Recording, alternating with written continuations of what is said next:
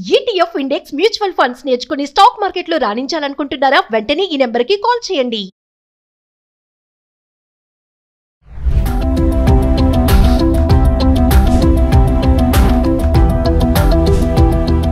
నమస్తే, welcome back to Suman TV. Present మనతో పాటు ఉన్నారు అనలిస్ట్ మందర్ కృష్ణారెడ్డి గారు. నమస్తే సార్. నమస్తే అమ్మ. సార్, మనం సీనియర్ సిటిజన్ కార్డ్ గురించి చాలా వీడియోలో మాట్లాడుకున్నాం. మళ్ళీ ఒక్కసారి రాష్ట్ర వ్యాప్తంగా 60 సంవత్సరాలు పైబడిన పురుషులకు, 58 సంవత్సరాలు పైబడిన మహిళలకు ఈ సీనియర్ సిటిజన్ కార్డ్ చాలా మందికి వీటి గురించి తెలియదు సార్. ఇప్పటికీ కూడా ఎన్నో వీడియోస్, ఎన్నో ఆర్టికల్స్ వస్తున్నా కూడా అసలు ఈ కార్డు వల్ల ఉపయోగాలు ఏంటి, ప్రయోజనాలు ఏంటి, అసలు ఎక్కడెక్కడ దీన్ని యూజ్ చేయొచ్చు, ఎలా యూజ్ చేయాలి, అసలు ఎంతమంది దీన్ని యూజ్ చేస్తున్నారు అంటే ఒక్కసారి మీరు. యాక్చువల్గా ఆంధ్రప్రదేశ్ ప్రభుత్వం ప్రత్యేకంగా 58 సంవత్సరాలు నిండినటువంటి మహిళలకి, 60 సంవత్సరాలు నిండినటువంటి పురుషులకి సీనియర్ సిటిజన్ కార్డ్స్ జారీ చేయమని ప్రభుత్వం ఉత్తర్వులు ఇచ్చింది. ఇలా ఇవ్వడం ద్వారా ఏమైందంటే ప్రతి గ్రామ సచివాలయం, వార్డు సచివాలయాల్లో కూడా దీన్ని, వార్డు సచివాలయాలు మనకు టౌన్స్లో ఉంటాయి, గ్రామ సచివాలయాలు అన్ని గ్రామాల్లో ఉంటాయి. అక్కడికి వెళ్ళి నా వయసు ఎంత, నా ఆధార్ కార్డు ఇది, పాన్ కార్డు ఉంటే pan card, bank account details ఏమైనా ఉంటే అది కూడా పంపించేస్తే వాళ్ళు దాన్ని దాంట్లో నమోదు చేసేట్టుగా దానికి అప్లికేషన్ ఇస్తారు. పూర్తి చేసి కంప్లీట్ చేస్తే ప్రాసెస్ ప్రకారంగా సీనియర్ సిటిజన్ కార్డు వాళ్ళకి ఇస్తారు. అలాగే మిగతా రాష్ట్రాల్లో కూడా కొన్ని రాష్ట్రాల్లో 60 సంవత్సరాలకి స్త్రీ పురుషులకు కల్పించేటువంటి పద్ధతి ఉంది, కొన్ని చోట్ల 58 సంవత్సరాలు ఉంది. అది ఆ రాష్ట్రాల మీద ఆధారపడు. ఏదేమైనా మొత్తం భారతదేశం అంతా కూడా ఈ సీనియర్ సిటిజన్ కార్డ్స్ అనేవి ఉన్నాయి. అయితే మండల వ్యవస్థ ఆంధ్రప్రదేశ్, తెలంగాణలో మాత్రమే ఉంది తప్ప మిగతా రాష్ట్రాల్లో మండల వ్యవస్థ లేదు. అక్కడ బ్లాక్స్, తాలూకాలు అట్లా అంటారు వాటిని. అంటే ఒక తాలూకాను కొన్ని బ్లాక్స్ కింద డివైడ్ చేస్తారు. ఇక్కడే మనం ఏం చేస్తున్నామంటే ఒక జిల్లానే డైరెక్ట్గా కొన్ని మండలాల కింద డివైడ్ చేసి స్వపరిపాలన ఎక్కువ చేయడానికి, ఎక్కువ దగ్గరగా పరిపాలన వచ్చేటువంటి విధానంగా ఎన్టీ రామారావు గారి టైం లోపల ఈ మండల వ్యవస్థని తీసుకురావడం జరిగింది. ఇప్పుడు మిగతా రాష్ట్రాల్లో ఈ పద్ధతి లేదు. అక్కడ జిల్లా ఉంటే తర్వాత తాలూకా ఉంటుంది, తాలూకా తర్వాత బ్లాక్ అనేది ఉంటుంది. ఎక్కడ ఏదున్నా గవర్నమెంట్ అధికారానికి సంబంధించిన రెవెన్యూ సంబంధించినటువంటి ఎక్కడైతే ఎంఆర్ఓ అంటారు, మండల రెవెన్యూ ఆఫీసర్ అంటాం మనం. అలాగే ఈ ఎంఆర్ఓ ఆఫీసుల్లో కానీ, లేకపోతే తాలూకా ఆఫీసుల్లో కానీ, బ్లాక్ ఆఫీసుల్లో కానీ ఎక్కడ ఏది అవకాశం ఉంటే అక్కడ గవర్నమెంట్ ఆఫీసులకు వెళ్ళి అక్కడ ఉన్నటువంటి నిబంధనల ప్రకారంగా వాళ్ళు ఒక అప్లికేషన్ ఇస్తారు. దాని ప్రకారం జనరల్గా ఉండాల్సిందే ఆధార్ కార్డు రెడీగా ఉండాలి. ఒకవేళ వాళ్ళకి ఇది వాళ్ళు మామూలుగా వైట్ రేషన్ కార్డు లాంటివి ఏమైనా ఉంటే ఆ రేషన్ కార్డ్స్ కానీ, అలాగే ఒకవేళ బ్యాంక్ అకౌంట్ ఉంటే bank account details, pan card ఉంటే పాన్ కార్డు, ఈ వివరాలు ఇస్తే సరిపోతుంది. లేని వాళ్ళు లేని పర్వాలేదు. ఉన్నవాళ్ళు ఇచ్చేయడం ఏమైందంటే మీ బ్యాంక్ అకౌంట్ దాంట్లో నమోదు అయినట్టయితే, పాన్ కార్డు నెంబర్ కూడా నమోదు అయినట్టయితే మీకు రేపు పొద్దున ఏదైనా డబ్బులు గవర్నమెంట్ నుంచి రావాల్సినవి ఉంటే డైరెక్ట్గా అకౌంట్లోకి వచ్చే అవకాశాలు ఉంటాయి. మళ్ళీ అప్పుడు మీరు ఏ పేపర్స్ సబ్మిట్ చేయాల్సిన అవసరం ఉండదు. అన్ని వివరాలు దీంట్లో ఉంటాయి. ఎందుకు ఇప్పుడు ఈ సీనియర్ సిటిజన్ కార్డుని ఎందుకు జారీ చేస్తున్నారు అంటే అనేక రకాలు, ఒక చోట ఓటర్ కార్డు చూపించాల్సి వస్తుంది, ఒకసారి పాన్ కార్డు చూపించాల్సి వస్తుంది, ఒక దగ్గర ఆధార్ కార్డు చూపించాల్సి వస్తుంది. ఇలా రకరకాలుగా మీరు బర్త్డే ఎప్పుడు మీరు అంటే బర్త్ సర్టిఫికేట్ సపరేట్గా చూపించాలి, ఇన్ని రకరకాలు వస్తున్నాయి.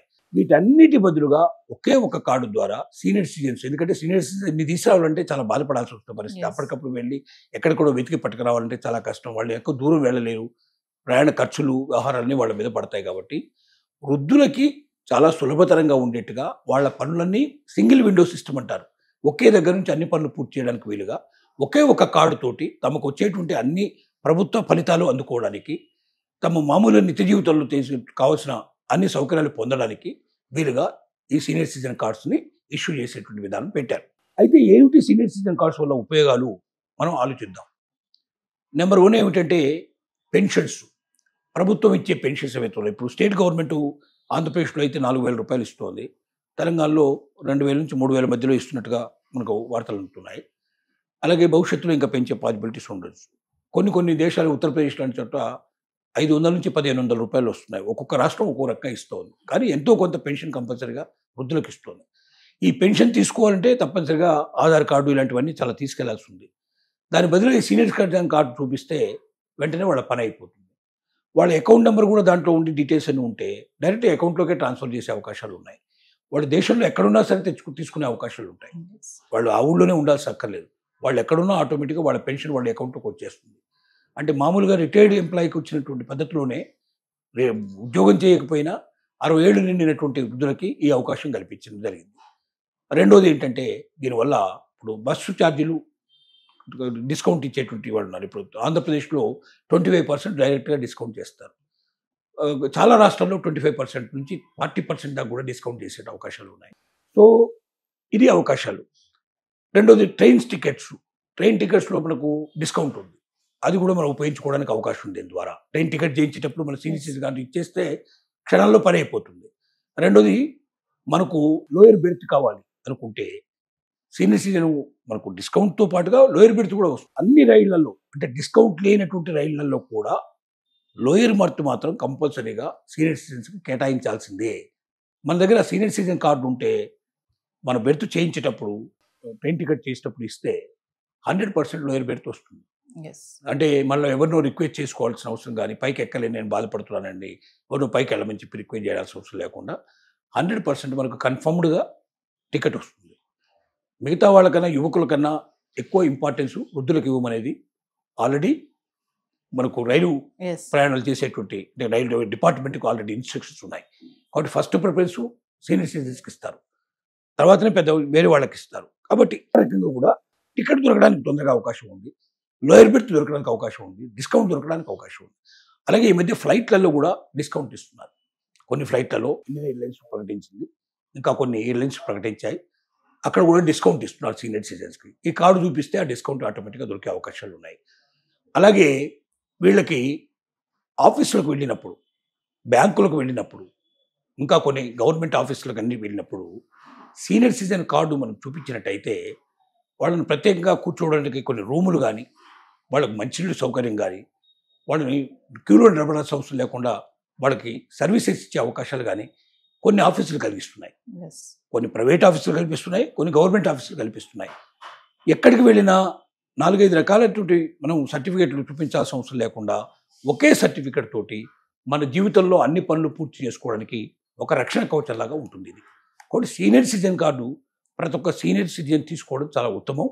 ఇది నగరాల్లో తీసుకోవాలి. మిగతా నగరాల్లో అంటే మున్సిపల్ ఆఫీసులకు వెళ్ళి మనం కన్సల్ట్ చేయాలి. మున్సిపాలిటీ ఆఫీసులే మున్సిపల్ ఆఫీస్ మన దగ్గరలో ఉండే మున్సిపల్ ఆఫీస్కి వెళ్ళి మనం సీనియర్ సిటిజన్ కార్డు గురించి ఎంక్వైరీ చేస్తే దానికి సంబంధించిన అప్లికేషన్, దాన్ని ఎట్లా తీసుకోవాలో డీటెయిల్స్ అన్నీ ఇస్తారు. పెద్దగా ఫీజు పే చేయాల్సిన అవసరం లేదు. దాదాపుగా ఎక్కువ గవర్నమెంట్లు ఉచితంగానే చేస్తున్నాయి. ఎక్కడైనా నామినల్ ఛార్జెస్ ఏమైనా చేస్తే చేయడానికి అవకాశం ఉంది. కానీ ఎక్కువ వసూలు చేసి సీనియర్ సిటిజన్ ఏదైనా లంచం ఇవ్వమని ఎవడన్నా అడిగితే మాత్రం వెంటనే ఇమీడియట్గా దాన్ని మనం కన్సర్న్ డిపార్ట్మెంట్కి తెలియజేసినట్టయితే ఆటోమేటిక్గా వాళ్ళని పట్టుకోవడానికి అవకాశాలు ఉన్నాయి. విజిలెన్స్ డిపార్ట్మెంట్ వెంటనే దిగుతాయి రంగంలోకి. కాబట్టి యాంటీ కరప్షన్ బ్యూరోకి మనం ఇన్ఫర్మేషన్ ఇవ్వాలి. అయితే ఒక్క విషయం చెప్పండి సార్, ఇప్పుడు మాకు పని లేదు అసలు ఈ కార్డుతో, మేము ఎక్కడికి వెళ్ళము, నాకు ఈ కార్డుతో అసలు అవసరమే లేదని కొంతమంది తీసుకోరు. అలా తీసుకోకపోవడం ఎంతవరకు కరెక్ట్ అంటే ఉండడం అనేది మంచిది అంటారా? పని లేకుండా ఉండగలిగే వాళ్ళు ఎవరు ఉండరు. ఏదైనా పక్షవాతం వచ్చి ఇంట్లో పడే ఉండేవాడు తప్ప ఇంట్లోనే కూర్చున్నవాడు కూడా ప్రయాణాలు చేయాల్సిన అవసరం ఏర్పడుతుంది. ఇంట్లో కూర్చున్న వాడికి పెన్షన్ వస్తుంది. ఈవెన్ ఇవాళ రేపు పక్షవాతం వచ్చి పడుకున్న వాడికి కూడా గవర్నమెంట్ ఎక్కువ పెన్షన్ ఇస్తుంది, ఇంటికి తీసుకొచ్చేస్తుంది. డబ్బులు చేదేవాడు ఎవడు ఉండడు. సో డబ్బులు అంటే మొదలు ఉన్నవాడు కూడా లేచి కూర్చుంటాడు. అట్లాంటి పరిస్థితి మీకు తెలిసిన విషయమే. ఫ్రీగా గవర్నమెంట్ డబ్బులు ఇస్తా అంటే వద్దనే వాడు ఎవరు ఉంటారు?